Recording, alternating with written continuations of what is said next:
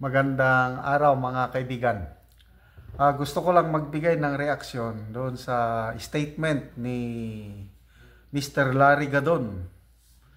Hindi daw mananalo si VP Sara sa 2028. Grabe.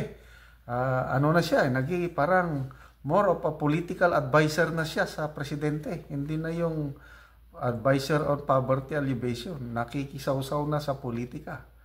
So pakinggan natin yung statement niya. Nag-press conference siya at pinaliwanag niya kung bakit hindi mananalo si VP Sara sa 2020. Then after that, magbigay tayo ng ating mga comments and reaction. 24 hours that I have issued a statement that Sara will not win in 2028. In-explain ko kung bakit. Kasi araw-araw na tinatawag ng mga DDS supporters at mga DDS vloggers si Presidente Bongbong Marcos na bangag at adik, di siyempre mawawala ang lahat ng boto ng mga Marcos loyalists at mga Ilocano. Yan ay napakarami niyan. Magmula Ilocos Norte, Ilocos Sur, Pangasinan, La Union, Cagayan, Isabela, and a lot of Ilocanos are also in Mindanao because they have settled there when President Marcos awarded lands to them. Pati sa Cebu, napakarami na ng mga Ilocano. And of course, yung mga supporters ni former First Lady Imelda Marcos, yung mga Waray at mga Ilonggo, lahat yan mawawala ang boto. Kung tutuusin, si former President Rodrigo Duterte ay hindi mananalo noong 2016 kung hindi siya sinuportahan ng mga Marcos loyalist at mga Ilocano. Kasi ang boto ni Digong noon ay 18 million at ang kalaban niya noon, si Mar Rojas, ay 15 million at si Binay na nakatanggap na almost 13 million. So ibig sabihin, konti lang ang lamang ni Duterte noong 2016. Kung hindi siya dinala ng Marcos loyalist ng mga Ilocano, ng mga kabig ng mga Marcoses, hindi siya mananalo. Talo siya. Dahil konting-konti lang naman ang boto ng Mindanao eh. At saka isa pa, isang proof na hindi siya mananalo no, kung hindi siya sinuportahan ng mga Marcos votes ay si Alan Peter Cayetano na kanyang vice president na kandidato ay 5 million lamang ang natanggap na boto despite the everyday advertisements on TV, radio, newspapers, billboards and posters. 5 million lang ang natanggap ni Alan. Ibig sabihin, ang mga solid lamang noon na Duterte ay 5 million lamang. And you cannot even claim that 5 million belongs to Duterte. Kasi siyempre, meron itong original na boto dyan, si Alan Peter Cayetano. So, assuming na yung 5 million, di kulang na kulang. Ang ibig ko sabihin dito, kulang ang influensya ni Duterte para manalo noong 2016 kung hindi siya dinala ng mga Marcos votes. Ngayon, araw-araw yung tawagin ng bangag at adik si BBM, ay siyempre wala na yung suportang yan. Kaya sa 2028, sigurado matatalo si Sara. Ngayon, bakit ko sinabi na nangungulitika itong Supreme Court? Okay. Sigurado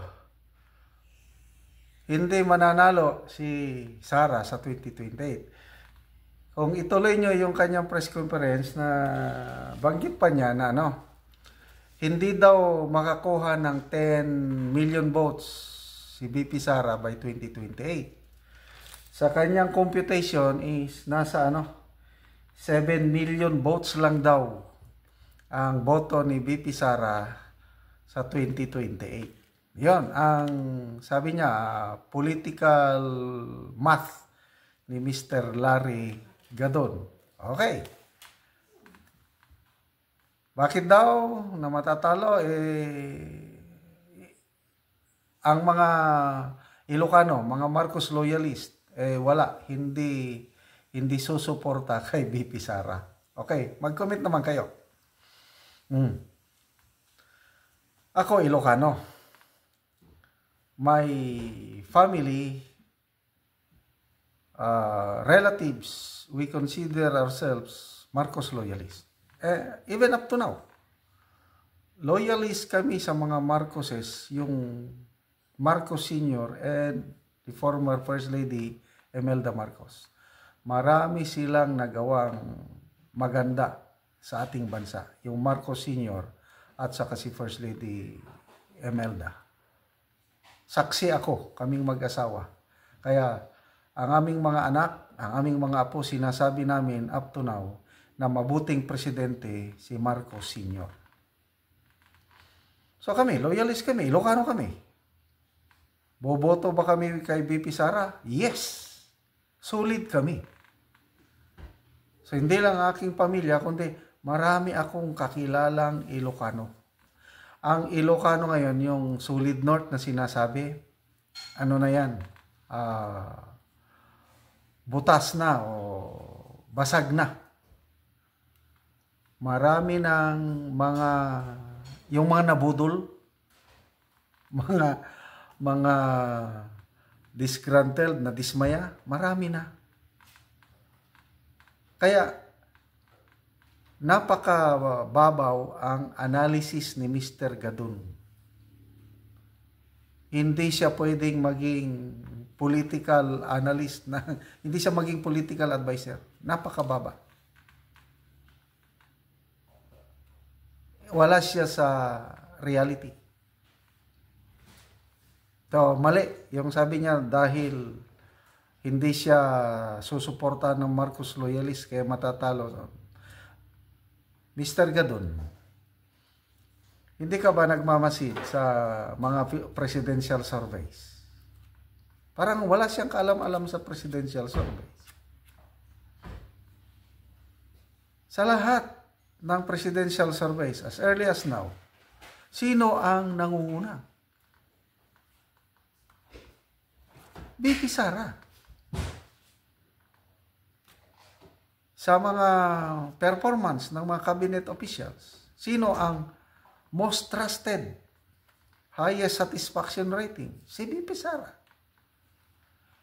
Sa agencies of government, anong agency ang pinagkakatiwalaan, mataas ng satisfaction rating? DepEd. Yan, lahat yan, it speaks of VP Sara. Kaya napakalayo yung political math ni Mr. Gadon. Tatalunin pa nga daw ni Lenny si VP Sara. Sige, come on. Tignan natin.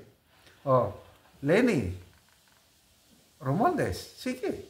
Itapat nyo kay VP Sara.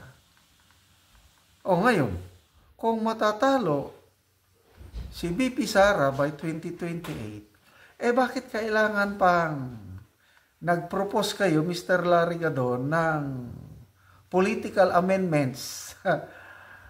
Sumulat kayo sa Kongreso at sa Senado. Ano yung sinasabi nyo doon? Na babaguhin natin ang ating system of government from presidential to parliamentary. What for? Dahil may nag-utos sa inyo? O ano na ngayon ang kinahinatnan sa inyong proposal? May umaksyon ba? O ibinasura na?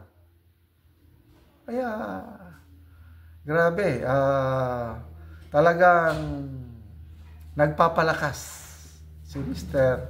Larry Gadon sa powers that be. Mag-focus na lang kayo, Mr. Larry Gadon, sa inyong trabaho. Yung tumulong kayo sa mga mahirap kasi dyan kayo sinisildohan ng taong bayan. Magkano ang sweldo nyo? Ang laki. Presidential advisor kayo, secretary kayo, nasa 250,000 ang sweldo nyo. Tapos, ano ang naitulong nyo sa mahirap? Ininsulto nyo pa dahil sabi nyo na haka-haka lang ang kahirapan. Na walang mahirap dahil maraming kumakain sa Jollibee, sa McDonald's. Ano ba naman kayo?